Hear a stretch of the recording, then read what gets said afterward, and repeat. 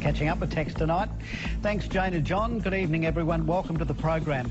Later, we reveal Adelaide's rate-busting mortgage beating the banks by a whole 1%, and TV's MasterChef and its effect on the economy. But first, we consume it every day with the reassurance from our health authorities that it is doing us good.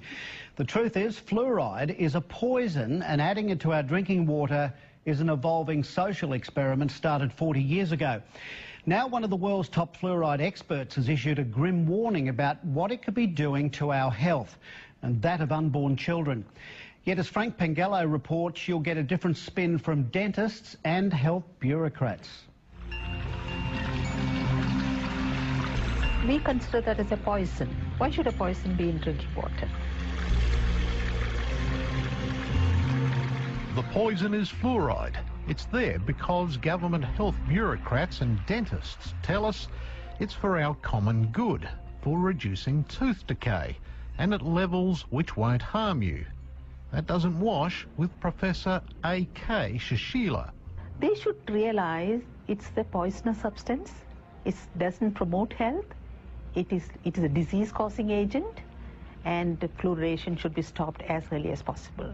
Professor Shashila is one of the world's leading experts on fluoride. Her own extensive research, along with 70 years of data in India, backs up what she's saying, and it's most disturbing. I would consider a pregnant mother taking fluoride-contaminated products, I'm using the word products, which includes water, toothpaste, black tea, processed food products which has fluoride. Any liquid? Any liquid, anything. Where her urinary fluoride is high, she is going to cause a lot of damage to the fetus, the growing embryo, the infant which is going to be born. The American Dental Association warns against using fluoridated water to mix baby formula. Not so here. They don't read, they are not aware, they don't update themselves, they don't do any research. So we are in a serious problem. Professor Shashila says exposure to fluoride could also be the cause of many ills like neck, shoulder and joint pains, which may be misdiagnosed by doctors. She routinely does urine tests to check fluoride levels in her patients. Remove the fluoride ingestion, starting from toothpaste, black tea, fluoridated water, whatever, and you bring down the urinary fluoride to normal limits, the patient recovers. Fluoride is also used as a preservative and also lurks in many products we consume. But apart from toothpaste, it's not listed on labels. So it is coming into one's body through many sources, and you are not aware of it.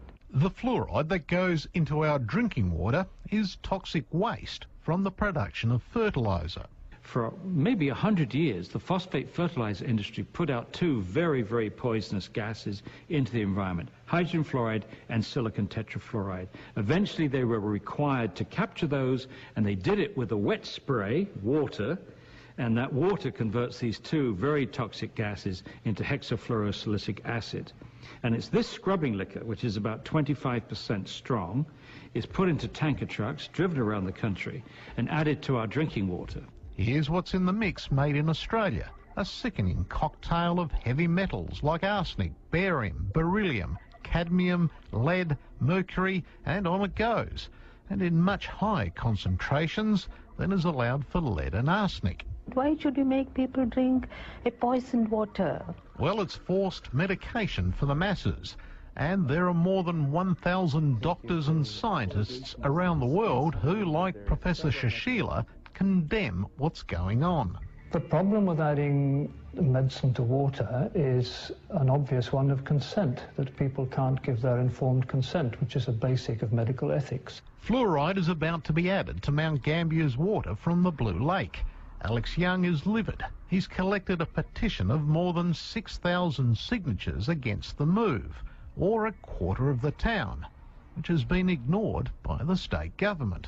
The issue of fluoridation has largely been ignored by the government, in not terms they want to push it, but in terms of allowing the community to have a say in the matter, they simply just ignore us. And I am, and the rest of the group here, are just amazed at the level of ignorance shown on this matter. We wanted to talk to someone in SA Health about the issue, Instead, we got a written statement which didn't address our questions directly. It claims Mount Gambier children have 78% more tooth decay than those in Adelaide who drink fluoridated water, and that it's considered safe and used in other developed countries like the USA, UK and Canada. Well, there aren't many more on that list, as anti-fluoride campaigner Professor Paul Connett points out. Most European countries do not fluoridate. Austria, Belgium, the Netherlands, France, Germany, Sweden, Norway, Denmark, Iceland, Italy, Greece, Portugal. The overwhelming number of countries in the world do not fluoridate, and guess what? Their teeth are just as good, if not better, than ours. It aggravates dental decay.